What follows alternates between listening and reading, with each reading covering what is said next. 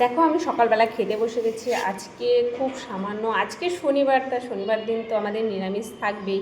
আর সকালবেলা কে বা মাছ মাংস খায়, আমরা তো খাই না, কারণ সকালবেলা হয়ও না। সকালবেলা সবসময় নিরামিষটা রাখারই চেষ্টা করি। তা বাড়ির থেকে এই যে কুমড়ো শাকে, বাড়িতে যে কুমড়ো শাকগুলো হয়েছে তার ডগাগুলো কেটে কেটে রাখছি, মানে আর করেছে যে মটর ডাল দিয়ে রান্না। মটর ডালটা একটু কম গলেছে, খেয়ে দেখি, কারণ এটা দিয়েই এখন সকালে ভাতটা খাবো।